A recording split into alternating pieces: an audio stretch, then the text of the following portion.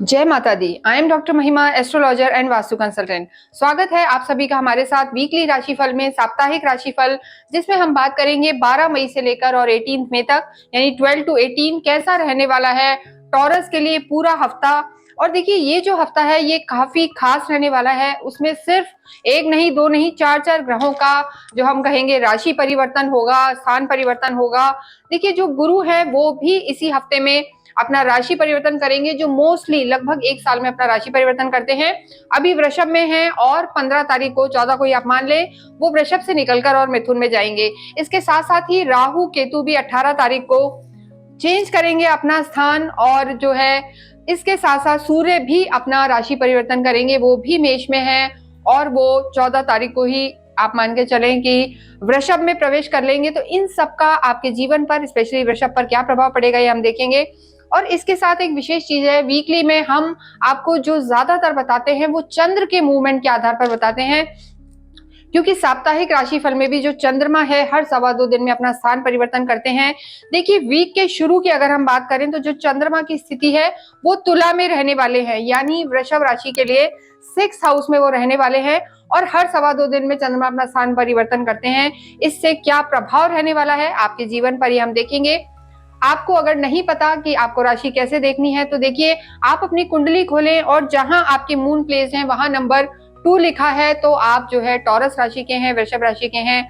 आपके जो लॉर्ड हैं वो गॉडेस होते हैं, यानी शुक्र है। देवी की आराधना आपके लिए बहुत इंपॉर्टेंट है। रेमेडीज हम आपको बताएंगे। अब इस पूरे हफ्ते में देखिए, हम बात करते हैं सबसे पहले आपके स्वास्थ्य की, और उससे भी पहले आपके चार्ट पर हम नजर डाल लेते हैं। वीक जब शुरू होगा, यानी 12 से लेकर 18 तक आपकी जो लगन में है, यानी 12 से लेकर और 14 तक गुरु आपके लगन, आप ही के खुद के घर में जो है वृषभ के घर में चल रहे हैं। तो गुरु यहाँ पर हैं। मंगल आपके नीच के होकर 3rd हाउस में बैठे हुए हैं, जो पूरे ही वीक यहीं रहेंगे। 5th हाउस में केतु विराजमान है और आपके लाभ भाव में, यानी टॉरस के लाभ भाव में 3 ग्रह चल रहे हैं। त्रिग्रह योग बना हुआ है, राहु, शुक्र और शनि। देखिए, लाभ भाव में यानी 11th हाउस में कोई भी प्लैनेट होता है वो लाभ ही देता है, फायदा ही देता है। तो ना आप पे ढैया है ना साढ़े साथी है, तो टॉरस के लिए समय अच्छा है। और आपके 12th हाउस की अगर हम बात करें, त्रिक भाव जिसे कहते हैं, यहाँ पर सूर्य और बुध विराजमान है। बुध पिछले हफ्ते ट्रांजिट हो गए थे, गोचर उनका हो गया था, तो पूरे हफ्ते गुरु यहीं रहने वाले हैं। इन सब ग्रहों के स्थान परिवर्तन से, राशि परिवर्तन से आपके जीवन पर क्या प्रभाव पड़ेगा ये हम देखेंगे। सबसे पहले हम बात करते हैं आपके स्वास्थ्य की। देखिए, स्वास्थ्य के लिए हम हमेशा 1st हाउस को देखते हैं इन जनरल कि आप पे क्या प्रभाव पड़ने वाला है। देखिए, यहाँ पर आपके गुरु विराजमान है, 12, 13, 14 को ये यहीं रहेंगे। तो गुरु आपको कहीं ना कहीं अच्छी सोच देते हैं, पॉजिटिविटी देते हैं। तो मानसिक रूप से अगर स्थिति देखी जाए तो वृषभ के लिए ये जो वीक है अच्छा रहने वाला है।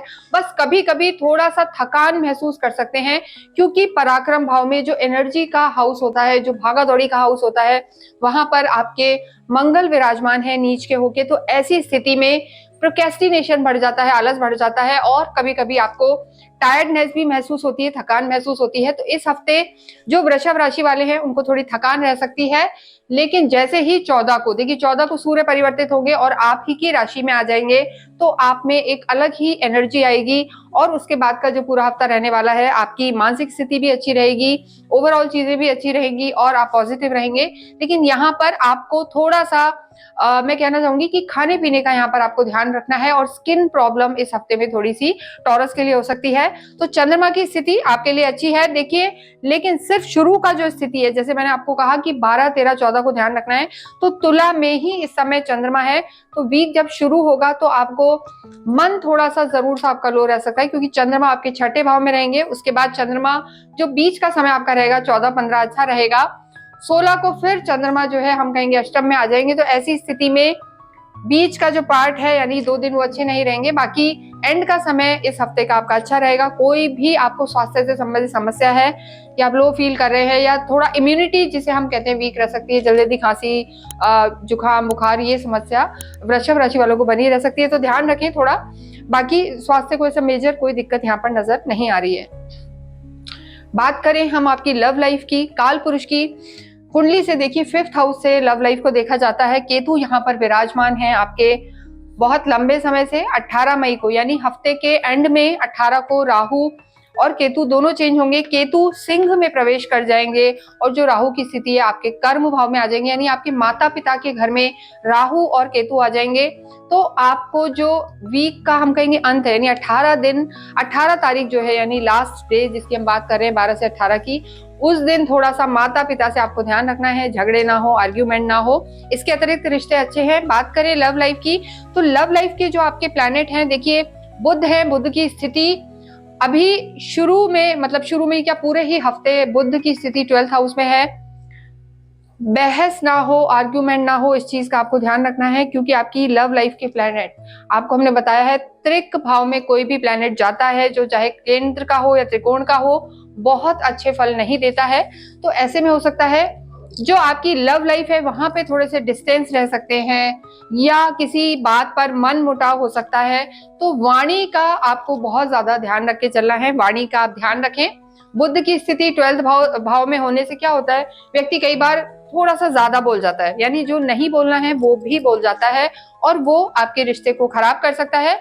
हालांकि आप समय भी व्यतीत करेंगे, घूमेंगे फिरेंगे भी, लेकिन 15 और 16 को थोड़ा विशेष ध्यान रखें। हालांकि शुक्र, उच्च के शुक्र की दृष्टि है आपकी लव लाइफ पर, आप स्वयं शुक्र हैं, आपके जो पार्टनर हैं बुध है, तो तालमेल रहेगा, दोनों में ही मैत्री होती है। लेकिन 16-17 को, 15-16-17 को थोड़ा सा ध्यान देके चलें, और चंद्रमा की जो स्थिति है उसके आधार पर भी हम आपको कह रहे हैं, और वाणी का ध्यान रखें, ये जरूरी है। बाकी माता पिता से वीक के एंड में आर्ग्यूमेंट्स में ना जाए, ये थोड़ा सा ध्यान रख के चलें, बाकी चीजें आपके रिश्तों को लेकर ठीक रहेंगी। नेक्स्ट हम बात करते हैं वैवाहिक जीवन की। वैवाहिक जीवन के जो लॉर्ड हैं, देखिए वो मंगल हैं, और इस हफ्ते भी मंगल आपके तीसरे भाव में चल रहे हैं, और 14 के बाद सूर्य भी आपके यहाँ पर आ जाएंगे, यानी लगन में आ जाएंगे। तो सूर्य की सीधी दृष्टि, देखिए सूर्य आपके यहाँ आ जाएंगे, सूर्य की सीधी दृष्टि आपके 7th हाउस पर रहेगी। तो ऐसी स्थिति में मंगल और सूर्य दोनों ही अच्छे नहीं है, यानी वीक का जो पूरा ही वीक है वैवाहिक जीवन के लिए, मैं कहना चाहूंगी टॉरस राशि के लिए थोड़ा सा तालमेल बिठा के चलें, बैलेंस करके चलें, आर्ग्यूमेंट्स में ना जाएं। थोड़ा सा मन मुटाव की संभावना इस हफ्ते में बनी रह सकती है, क्योंकि मंगल भी नीच के चल रहे हैं। हो सकता है कि जो आपके स्पाउस हैं, पार्टनर हैं, बिजी रह सकते हैं, या थोड़ा सा एग्रेसिव, गुस्से में रह सकते हैं। जरूरी नहीं है रीजन आप ही हो, किसी और वजह से भी उनका कोई काम का प्रेशर हो या कोई और रीजन हो, वो भी चीज बनी रह सकती है। तो आर्ग्यूमेंट में ना जाए, यही आपके लिए जरूरी है। जिन लोगों का विवाह नहीं हुआ है उन्हें मैं कहूंगी 14 तारीख तक बहुत अच्छा समय है, गुरु की दृष्टि है। बाद में आपके गुरु यहाँ से निकल जाएंगे, मिथुन में चले जाएंगे, और फिर अक्टूबर तक यहीं रहेंगे। तो अगर कोई वैवाहिक डिसीजन लेना है तो ये हफ्ता आपके लिए बहुत बहुत महत्वपूर्ण है। फर्स्ट हाफ जो है आप इसमें कोई निर्णय ले सकते हैं तो अच्छा रहेगा। बाद में आपको कुछ गैप आ सकता है, क्योंकि अतिचारी गुरु का परिवर्तन है, यानी गुरु बदलेंगे भी और बहुत स्पीड में रहेंगे। तो वो अपने फल अगर आप चाहे तो थोड़ा जल्दी भी आपको दे सकते हैं, अदरवाइज थोड़ा सा लेट हो सकता है। तो ये स्थिति यहाँ पर रहने वाली है। नेक्स्ट हम बात करते हैं आपके जो कर्म क्षेत्र है वहां की। देखिए कर्म क्षेत्र के हिसाब से अगर हम देखते हैं टॉरस के लिए, वृषभ राशि के लिए समय अच्छा है। आपके कर्म क्षेत्र के जो लॉर्ड हैं शनि हैं, हालांकि 18 तक शनि और राहु साथ हैं। राहु 18 को चेंज हो जाएंगे, तो श्रापित दोष चल रहा है, लेकिन कर्म के हिसाब से चीजें यहाँ पर बेहतर बनी हुई हैं। चीजें आपकी बेहतर रहेंगी, जिम्मेदारियां भी बढ़ेंगी, लेकिन पैसा भी आएगा। तो वर्क के हिसाब से जो समय है आपका अच्छा रहेगा। 14 के बाद से बहुत अच्छा रहेगा, और 17 तक, 17 के बाद और अच्छा हो जाएगा। तो वृषभ राशि वाले जितने भी हैं अपने काम को बढ़ा सकते हैं, एक्सपेंशन में जा सकते हैं। चीजें हम कहेंगे कि आपकी बेटर हो सकती है। कहीं ना कहीं आपको आगे आने वाला जो समय होगा, यानी 14 से लेकर आगे जो वीक रहेगा आपका 15, 16, 17, 18, उसमें गवर्नमेंट से भी फायदे हो सकते हैं। सूर्य आपके यहाँ से निकलकर आपके जो है लगन में आ जाएंगे, तो चीजें बहुत बेटर रहने वाली हैं। कर्म को लेकर वृषभ राशि के लिए अगर मैं इस हफ्ते की बात करूं तो रिश्तों से लेकर आपका जो प्रोफेशनल लाइफ है वो बेटर रहेगा। बस आपको देखा जाके, यानी फोमो में नहीं आना कि उसने ऐसा करा तो मैं भी ये काम कर लूं या ये गैजेट ले लूं, एक्स्ट्रा वैकेंसी में नहीं जाना, आपके खर्चे बढ़ सकते हैं। इस हफ्ते आपको ये ध्यान रखने की जरूरत है। अन्यथा आपके जो लग्नेश हैं वही उच्च के चल रहे हैं, और आप लोग शौकीन भी होते हैं, खर्चे भी करते हैं, तो वो स्थिति यहाँ पर ठीक है, लेकिन अननेसेसरी का वेस्ट नहीं करना, वो यहाँ पर इस हफ्ते में हो सकता है। बाकी कर्म अच्छा रहेगा। नेक्स्ट हम बात करते हैं विद्यार्थियों की। देखिए विद्यार्थियों के लिए समय अच्छा है, लेकिन जो आपके 5th हाउस के लॉर्ड हैं यानी बुध, देखिए, सूर्य की स्थिति अच्छी हो जाएगी आपके आधे वीक के बाद, यानी 14 के बाद, लेकिन बुध अभी भी आपके 12वें भाव में है और त्रिक भाव में है, यानी 5th हाउस के स्वामी का त्रिक भाव में होना बहुत कोई अच्छे परिणाम नहीं देता। तो थोड़ा सा मेहनत ज्यादा करें, भटकाव रह सकता है, यानी बुद्धि भ्रमित हो सकती है, गलत कंपनी में जा सकते हैं। तो इस हफ्ते आपको बहुत बहुत ध्यान रखने की जरूरत है। बड़ों का सुने तो आपको लाभ होगा। नेक्स्ट हम बात करते हैं आपके अध्यात्म की और आपके जो है भाग्य की। भाग्येश आपके शनि है, लाभ भाव में बैठे हैं। देखिए, अभी जो वृषभ का समय है, भाग्य के हिसाब से ना सिर्फ अभी बल्कि 2.5 साल आपके लिए बहुत लाभ वाला समय है। आपको बस अपने कर्म पर ध्यान देना है। भाग्य तो पूरा 100% आपके साथ है। जब भी भाग्येश लाभ भाव में होते हैं तो आपको सिर्फ अपनी सोच को स्ट्रॉन्ग बनाना है, मैनिफेस्ट करना है। तो लाभ भाव में जब भाग्येश बैठे हैं तो आपको कौन रोक सकता है। तो ये हफ्ते में भी स्थिति यही है, भाग्य आपका साथ देगा डेफिनेटली। अध्यात्म की हम बात करें तो देखिए, अध्यात्म रहेगा, लेकिन 14 तारीख के बाद गुरु यहाँ आ जाएंगे और ऐसी स्थिति में कुटुंब में गुरु होंगे तो आध्यात्मिक आप रहेंगे। हो सकता है घर में आपके धार्मिक आयोजन हो, लेकिन जो साल भर से ज्यादा आप आध्यात्मिक थे, कहीं ना कहीं आध्यात्मिक रुचि थी, यात्राएं थी, उनमें थोड़ा सा हो सकता है कमी आए, लेकिन आध्यात्मिक रहना चाहिए, इसमें कोई शक नहीं है। भाग्य आपका जरूर साथ देगा। घर में धार्मिक आयोजन हो सकते हैं। पूरे ही हफ्ते आपको विशेषकर अपने रिश्तों का और वाणी का ध्यान रखना है, बाकी आपकी सारी चीजें ठीक रहेंगी।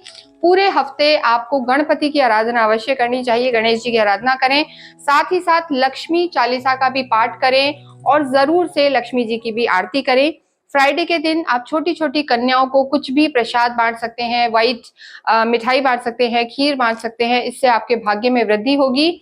और हनुमान चालीसा आप अवश्य करें, क्योंकि आपके पराक्रम के स्वामी जो है, इस समय पराक्रम में ही हम कहेंगे कि मंगल विराजमान है, जो थोड़ा सा आपको शेकी कर देते हैं, कंफ्यूजन में ले आते हैं और फिर आपको ट्रिगर कर देते हैं। तो इन सब चीजों का ध्यान रखें। कहीं भी किसी इंपॉर्टेंट काम से आप जाएं तो जरूर थोड़ी सी चीनी या शक्कर जिसे हम कहते हैं वो खा के जाएं, तो आपकी चीजें बहुत अच्छी रहने वाली हैं। इसके साथ ही इस वीडियो को मैं ही विराम देती हूँ। कमेंट बॉक्स में अवश्य ही ओम शुभ शुक्राय नमः लिखें। Thank you.